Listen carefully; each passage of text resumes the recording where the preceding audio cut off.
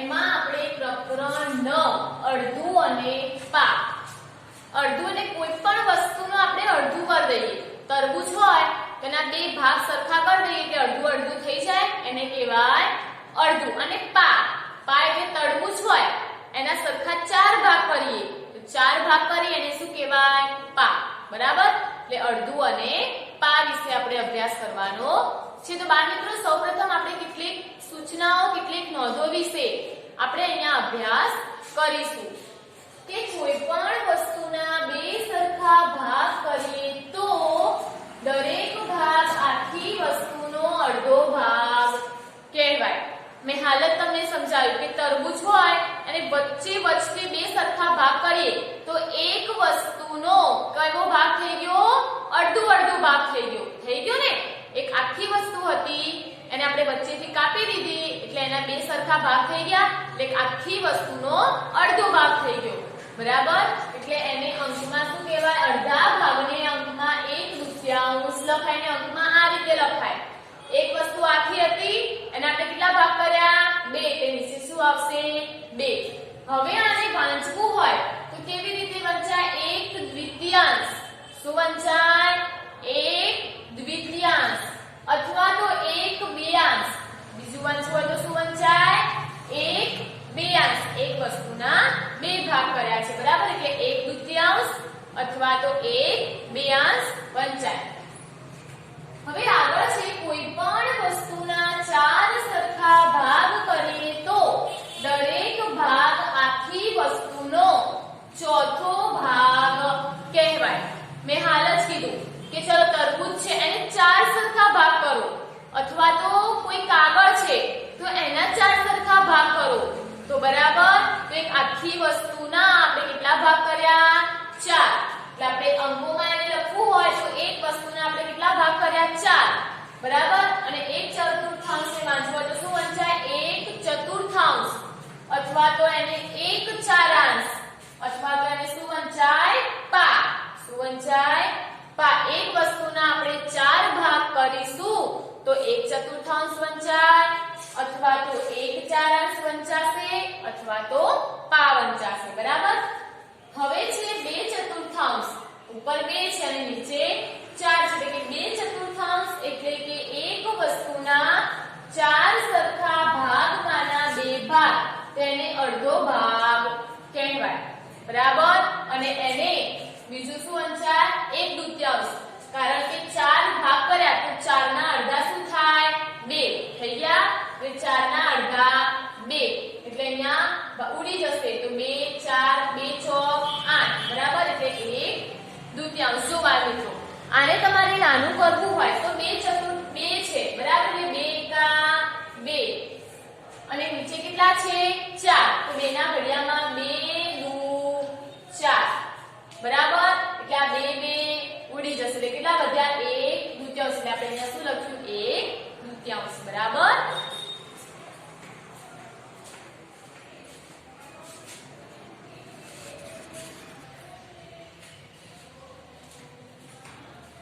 હવે બાળ મિત્રો આગળ નોંધ છે કે 3/4 એટલે કે એક વસ્તુના 4 સરખા ભાગમાંના 3 ભાગ તેને પોણો ભાગ પણ કહેવાય. શું કહેવાય બાળ મિત્રો?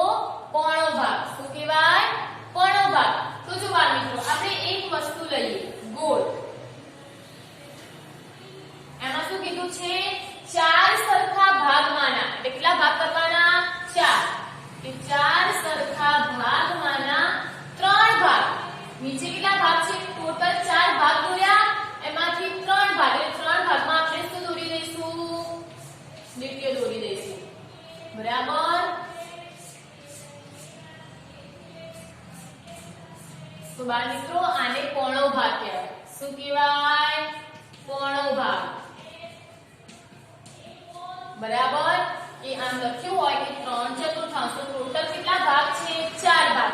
એમાંથી 3 ભાગ પૂરેલા છે. બરાબર? એટલે આને શું કહેવાય? પોણો ભાગ પણ કહી શકાય.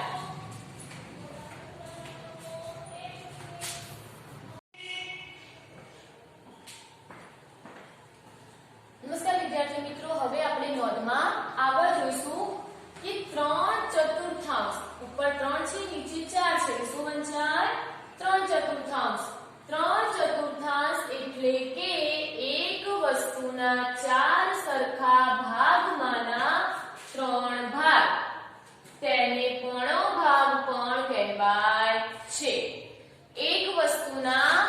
શું કહે છે 4 ભાગમાંના 3 ભાગ બરાબર તો એને આપણે કરું તો ચલો આ એક વસ્તુ છે બરાબર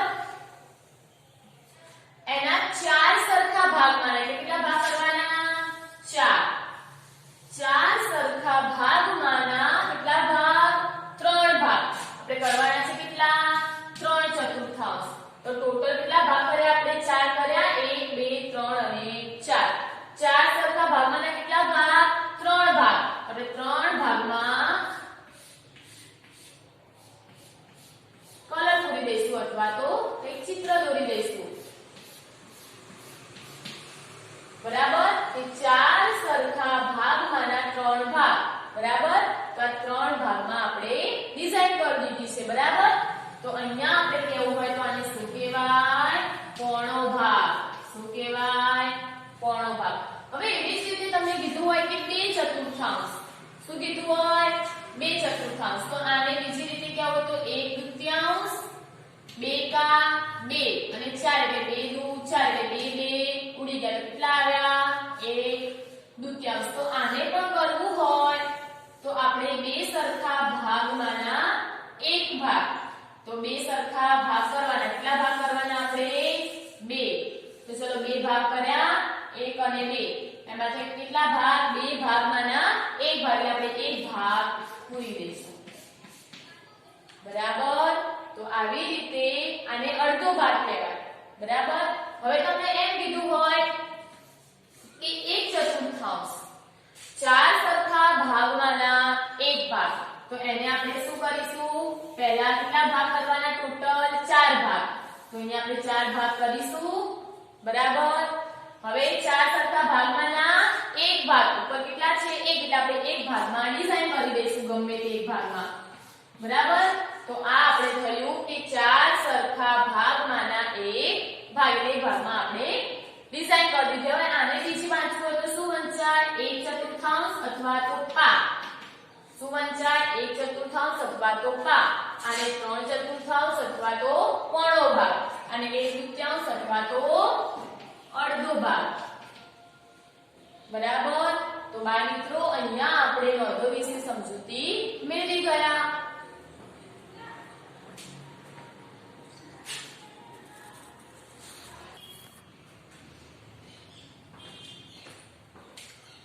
નમસ્કાર બાળ મિત્રો હવે આપણે પ્રકરણ 9 અડધું અને પા એમાં દાખલા નંબર 1 વિશે અભ્યાસ કરીશું તો ચલો બાળ મિત્રો તમને દાખલા નંબર 1 માં શું કર્યું છે કે નીચે આપેલા આકારોના 1/2 ભાગના આકારોમાં રંગ પૂરો કેટલા ભાગમાં રંગ પૂરવાના છે 1/2 હવે 1/2 એટલે કેવું કહેવાય અડધું 1/2 એટલે અડધું તો 2 ના અડધા 1 2 આઈસ્ક્રીમ 2 આપેલી હોય કોઈ આકૃતિ તો 2 ના અડધા 1 એટલે એક ભાગમાં આપણે રંગ પૂરવાના 4 ના અડધા 2 તો આપણે 2 ભાગમાં રંગ પૂરીશું 6 હોય તો 6 ના અડધા 3 તો આપણે 3 ભાગમાં રંગ પૂરીશું બરાબર તો ચાલો પહેલું છે સ્ટાર બરાબર કેટલા ભાગમાં રંગ પૂરવાના છે 1/2 બરાબર તો પહેલા આપણે અહીંયા 1/2 લખીશું શું લખીશું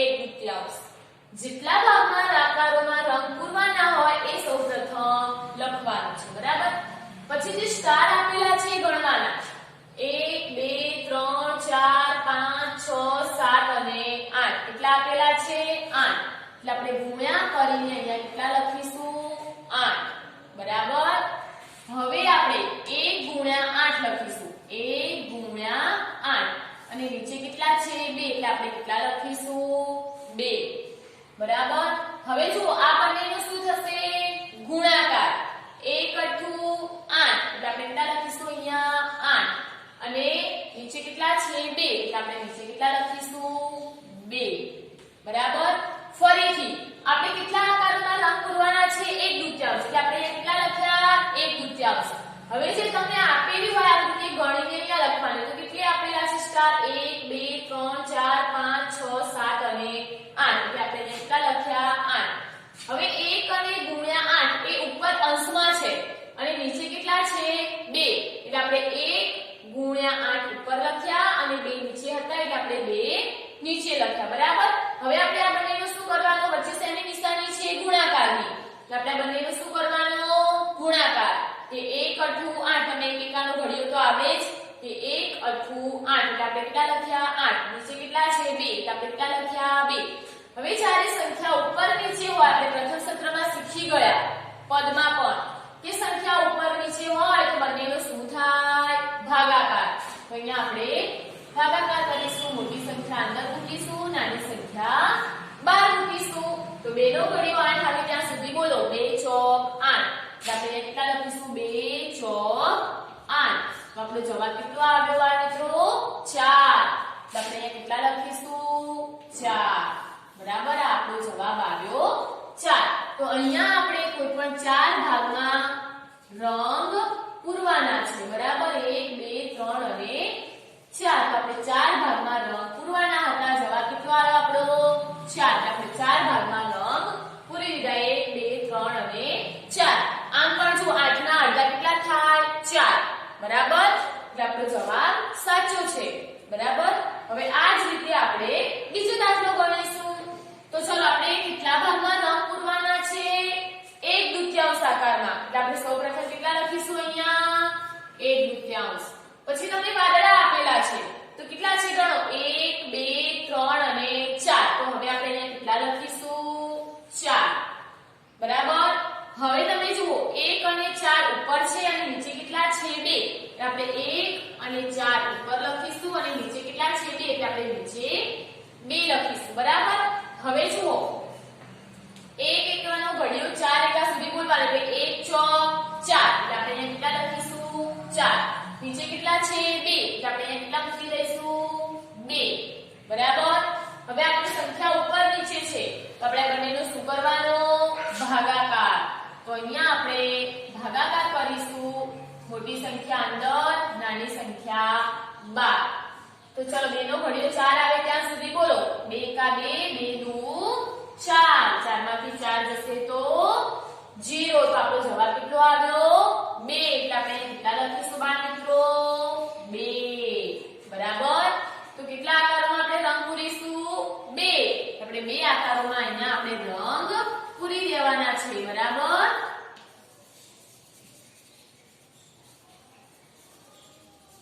અને આથી તમે શું બાળ મિત્રો 4 ના અડધા કેટલા થાય 2 તો જવાબ આવી ગયો 2 1/2 એટલે અડધું તો 4 ના અડધા 2 હવે આપણે ત્રીજો દાખલો જોઈશું કે પહેલા તો શું મૂકવાનું કેટલા આકારમાં રંગ પૂરવાના છે 1/2 એટલે આપણે અહીંયા કેટલા લખીશું બાળ મિત્રો 1/2 બરાબર હવે આપણને જે ચિત્ર આપેલા છે ગણવાના છે 1 2 3 4 5 6 7 8 9 અને 10 તો અહીંયા આપણે કેટલા લખીશું બાળ મિત્રો 10 બરાબર હવે જુઓ આપણે 1 ગુણ્યા 10 ઉપર લખીશું અને નીચે કેટલા છે 2 આપણે 2 નીચે લખીશું બરાબર હવે ચલો 1 એ દાન 10 1 એકાનો ઘડિયો 10 આવે ત્યાં 10 સુધી બોલવાનું તો 1 એ દાન 10 તો અહીંયા આપણે કેટલા લખીશું 10 અને નીચે કેટલા છે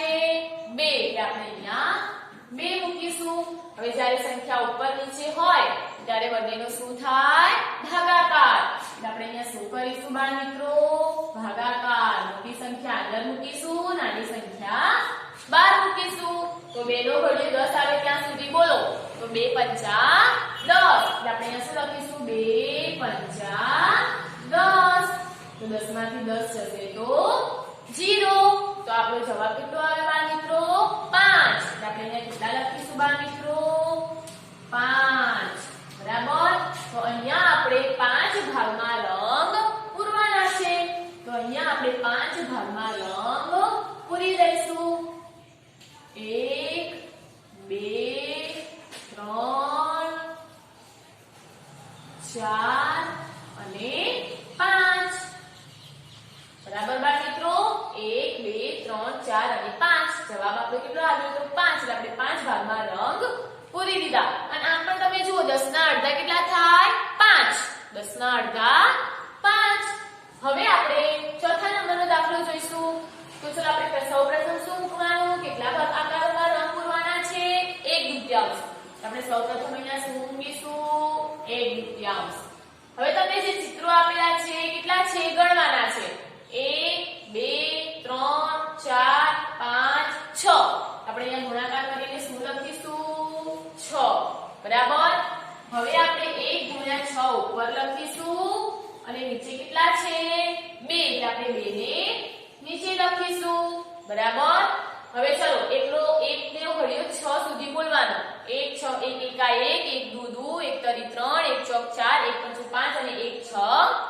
6 આપણે કેટલા લખીશું 6 અને નીચે કેટલા છે 2 એટલે આપણે 2 મૂક્યા જ્યારે સંખ્યા ઉપર નીચે હોય ત્યારે બંનેનો શું થાય ભાગાકાર આપણે અહીંયા ભાગાકાર કરીશું 6 મોટી સંખ્યા અંદર મૂકીશું અને 2 નાની સંખ્યા બહાર મૂકીશું તો ચલો 2 નો ઘડિયો 6 આવે ત્યાં સુધી બોલો 2 તરી 6 આપણે અહીંયા 2 તરી 6 6 માંથી 6 જાય તો 0 બરાબર તો આપણો જવાબ કેટલો આવે બાળ મિત્રો 3 એટલે આપણે અહીંયા કેટલા લખીશું 3 અને આમ પણ તમે સમજો 6 ના અડધા 3 આપણે અહીંયા 3 ભાગમાં રંગ પૂરી દઈશું 1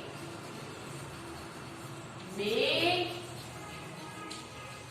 અને 3 બાળ મિત્રો તમે જેટલા આકારોમાં રંગ પૂરવાનું કીધું હોય રંગ તમારે ફરજિયાત પૂરવાના છે જો તમે જવાબ આવે એ પ્રમાણે તમે આકૃતિમાં એ ભાગમાં રંગ નહીં પૂરો તો તમારો અડધો માર્ક્સ પરીક્ષામાં કપાઈ જશે તમારે જે જવાબ આવે એ ભાગમાં રંગ પૂરવા ફરજિયાત છે બરાબર તો ચલો બાળ મિત્રો અહીંયા આપણો દાખલા નંબર 1 અહીંયા